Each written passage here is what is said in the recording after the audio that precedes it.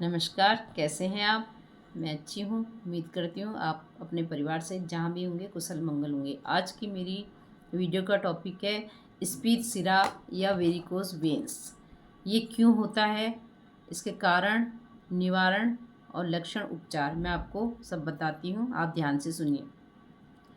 जो पैरों में रक्त नीचे से ऊपर की ओर जाता है तो उन सिराओं में जब क्षति पहुंचने लगती है या किसी अवरोध के कारण इस कार्य को ठीक से नहीं कर पाती हैं तो उसे वेरिकोज वेन्स या स्पीड सिरा के नाम से जाना जाता है। अधिकांशतः ये रोग कब होता है? 35 से 50 वर्ष की उम्र वालों को ये रोग हो जाता है।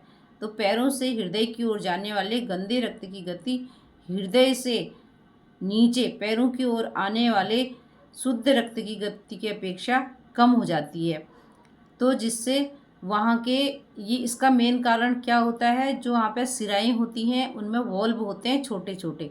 तो जब वो वाल्व आकुंचन संकुचन का कार्य करते हैं, इसी से रक्त ऊपर की ओर जाता है और नीचे की ओर आता है।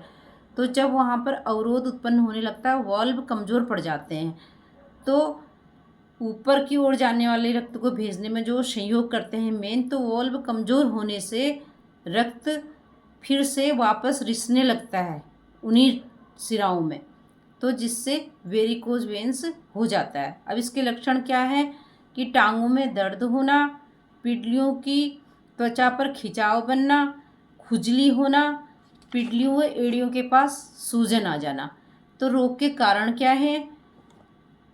आकुंचन संकुचन की क्रिया में शिथिलता आना मांसपेशियों की। दूसरा है वॉल्वों का कमजोर पड़ना। तीसरा है हृदय की ओर जाने वाले रक्त प्रवाह में कोई भी अवरोध आने से रक्त का दबाव क्या होता है, वो वापस लौटने लगता है। इससे भी वेरिकोज वेन्स होने लगता है। साथ ही साथ क्या है, पेट में गर्भाशय में गांठ होने से भी ये रोग हो जाएगा। और जब महिलाएं गर्भकाल के दौरान जब शिशु का आकार बढ़ने लगता है गर्भाशय में, उसमें खिंचाव आने लगता है, जिससे टांगों में भी वो प्रेशर नीचे की ओर आता है, उससे भी वेरिकोज वेन्स होने लगता है। उपचार क्या है इसमें? हम इस रोग में हम घबराएं नहीं, योगाभ्यास करें तो हम, और अपने खान पान में एकदम से बदलाव कर दें तो हम एकदम ठीक होने लगेंगे। तो हम इसमें शलभासन, पादुतानासन, खड़े होकर भी ताड़ासन और लेट के ताड़ासन, अस्वस्थानासन, कोणासन, भुजंगासन, बाल क्रीड़ा हम कर सकते हैं। ये बहुत आसान आसन है, कोई कठिन आसन नहीं है, आप इन्हें कीजिए। साथ ही गहरे लंबे सांस भरिए, प्राणायाम में यौगिक श्वसन लीजिए, आक्षेपी प्राणायाम कीजिए, कपालभाति प्राणायाम का अभ्यास करें। भोजन, मैदा युक्त भोजन नहीं लेना है। इस दौरान आपको डब्बेबंदी युक्त भोज्य पदार्थों का परहेज करें। ताज़े फल, हरी सब्जियों का सेवन करें।